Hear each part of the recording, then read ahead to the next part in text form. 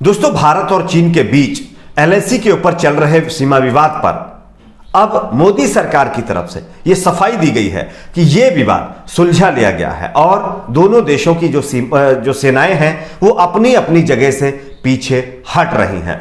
लेकिन खुद बीजेपी के जो दावे हैं उनके ही संसद ने पोल खोलकर रख दी है। दरअसल भारतीय जनता पार्टी के दिग्गज नेता और सांसद सुब्रमण्यम स्वामी ने एलएसी के ऊपर सीमा विवाद सुलझाने का जो दावा मोदी सरकार ने किया था उसकी उन्होंने पोल खोल दी है, जिसके चलते सरकार के अंदर खलबली सी मच गई है। हम आपको बताएंगे कि पूरा मामला क्या है। साथ ही साथ दूसरी जो बड़ी खबर वो अर्नब गोस्वामी को लेकर के है। अर्नब गोस्वामी एक ऐसा नाम जो लगातार विवादों में चल रहा है। पहले टीआरपी स्कैम, उसके बाद व्हाट्सएप चैट और लगातार किस तरह से टीवी चैनल पर बैठ करके चिल्ला चिल्ला करके अपने आप को जबरदस्ती देशभक्त साबित करने का भी आरोप उनके ऊपर लगता है। और इस मामले पर अर्नब गोस्वामी को लेकर के एक और बड़ा खुलासा हुआ है, जिसके बाद फिर से एक बार रिपब्लिक टीवी और उनके चैनल की पोल खुल गई है। तीसरी जो बड़ी खबर है, बीजेपी के कृषि मंत्री ने एक किसानों को लेकर के विवादित बयान दे दिया है, जिसके चलते पूरे देश में लोग जो है गुस्सा हैं। एक एक करके तीन बड़ी खबरें आपके सामने रखेंगे। उससे पहले एक छोटी सी रिक्वेस्ट करेंगे, अगर आपको भी लगता है दोस्तों आज हमारे देश को अच्छी शिक्षा, अच्छी हॉस्पिटल फैसिलिटी, लोगों को रोजगार, अच्छी इकोनॉमी की जरूरत है, सरकार को इस पर काम करना चाहिए। अगर आप भी ऐसी मांग करते हैं तो वीडियो को लाइक करके चैनल को सब्सक्राइब जरूर कर लीजिए। सबसे पहले तो हम आपको एक खबर दिखा रहे हैं, आप इस खबर को जरा गौर से देखिए। भारतीय जनता पार्टी के नेता सुब्रमण्यम स्वामी ने चीन से निपटने के तरीके को लेकर के केंद्र की नरेंद्र मोदी सरकार पर सवाल खड़ा कर दिया है। सुब्रमण्यम स्वामी ने लद्दाख में भारतीय सेना के पीछे हटने को लेकर के भी सरकार से सवाल पूछ लिए हैं, जिससे सरकार के अंदर खलबली सी मच गई है। दरअसल उन्होंने ट्वीट कर नरेंद्र मोदी सरकार के फैसले पर नाराजगी प्रकट करते हुए कहा है कि प्रधानमंत्री नरेंद्र मोदी ने 2020 में कहा है कि कोई आया नहीं, कोई गया नहीं।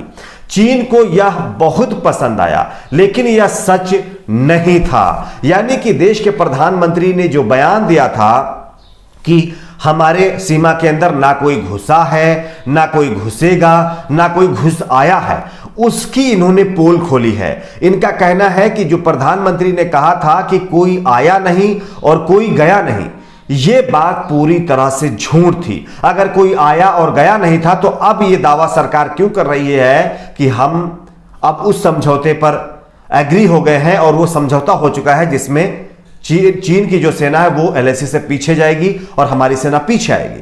खैर, चीन को यह बहुत पसंद आया, ये बात भी उन्होंने कही है। स्वामी ने आगे कहा कि जनरल नरवणे ने सैनिकों को आदेश दिया कि वह एलएसी पार कर पैंगोंग लेक को अपने नियंत्रण में ले, लेकिन ताकि चीनी चौकियों पर नजर रखी जा सके।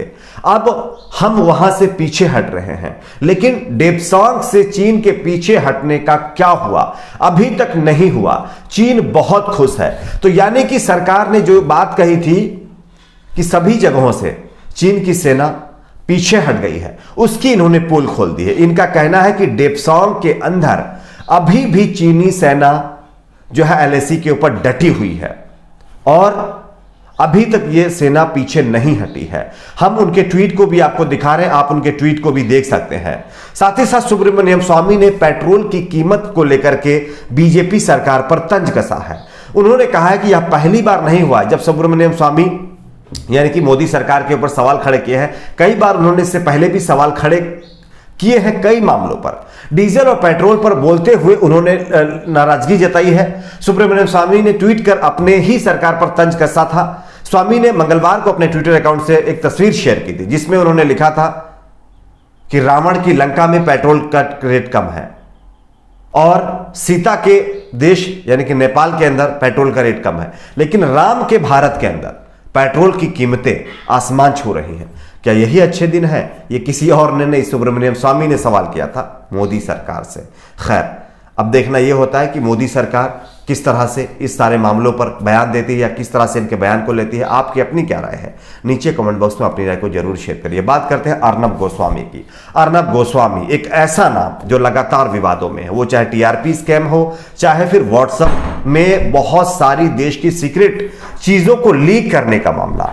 अर्नब गोस्वामी के ऊपर जहां एक तरफ मुंबई पुलिस शिकंजा कसती जा रही है, वहीं दूसरी तरफ अब जो है अर्नब गोस्वामी को लेकर के एक और बड़ा खुलासा हुआ। दरअसल अर्नब गोस्वामी के चैनल रिपब्लिक टीवी को बड़ा झटका लगा है। आप इस खबर को देखिए। अर्नब गोस्वामी ने जो है एक चैनल को लीगल नोटिस भेज दिया है। दरअसल ये नोटिस इसलिए भेजा है कि अर्नब गोस्वामी की लंका लग गई है। अर्नब गोस्वामी से लगभग बताया जा रहा है कि कई बड़े ब्रांड्स ने अपना एडवर्टाइजमेंट का जो कॉन्ट्रैक्ट था वो वापस ले लिया है, जिसके चलते अर्नब गोस्वामी की जो कमाई है, जो इनकम थी, वो पूरी तरह से बंद हो चुकी है। और इसी की बौखलाहट में अर्नब गोस्वामी को लेकर के जब एक खबर इस चैनल ने छापी, तब उसके खिलाफ अर्नब गोस्वामी ने लीगल नोटिस भेज दिया। यानी कि गलती करे तो करे, अपन जो बोले वो चलेगा। अर्नब गोस्वामी कुछ भी बोल दे वो चलेगा, अगर उसके खिलाफ कोई बोलता भी है तो एंटी नेशनल हो जाता है। लेकिन अगर अर्नब गोस्वामी की रिपोर्ट कोई कर देता है, अर्नब गोस्वामी के ऊपर कोई रिपोर्ट छाप देता है, तो उसके खिलाफ लीगल नोटिस दे दिया जाता है। और वो भी जो रियल होता है, वो आप खबर भी पढ़ सकते हैं। अर्नब गोस्वामी, आप देखिए, based media info send legal notice to stop publication of a report on brand pulling out ads from Republic. यानी कि बहुत सारे ब्रांड्स ने अपना एडवर्टाइजमेंट का जो कॉन्ट्रैक्ट था वो वापस ले लिया है अर्नब गोस्वामी के चैनल से, जिससे अर्नब गोस्वामी पूरी तरह से बौखला गया है, जिसके चलते उन्होंने ये लीगल नोटिस भेजा है। खैर, कहते हैं ना, सब्र के साथ जो है, और किसी भी काम को जब आप करते हैं तो उसका जो आपको अज्र मिलना रहता है, उसका जो खामियाजा आपको भुगतना रहता है, उसमें थोड़ा टाइम लगता है, वक्त लगता है। और उस वक्त के साथ अर्नब गोस्वामी की उल्टी गिनती शुरू हो गई है। बात करते हैं एक और बड़ी खबर की। आप सभी जानते होंगे, हमारा देश का अन्नदाता आज सड़कों पर बैठा हुआ है। लगातार यह मांग कर रहा है कि कृषि कानून वापस किए जाए, लेकिन सरकार कृषि कानून वापस तो नहीं कर रही है, उल्टा हमारे अन्नदाता के ऊपर लगातार अभद्र टिप्पणी करती जा रही है। आप इस बयान को देखिए। हरियाणा के कृषि मंत्री जेपी दलाल ने किसान आंदोलन के दौरान जो हमारे बीच किसान नहीं रहे, जान गंवाने वाले किसानों को लेकर विवादित बयान दे दिया है।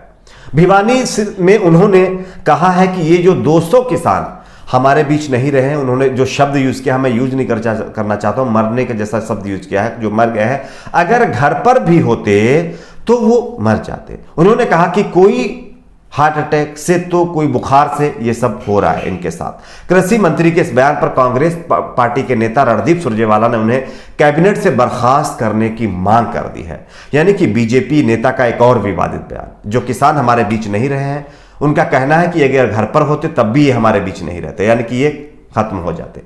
सोचिए जरा आप, इनके अंदर थोड़ी भी इनको दुख नहीं है कि 200 किसान हमारे बीच नहीं रहे। खैर, आपकी अपनी इस पर क्या राय है, नीचे कमेंट बॉक्स में अपनी राय को जरूर शेयर करिए। वीडियो को लाइक, शेयर, चैनल को सब्सक्राइब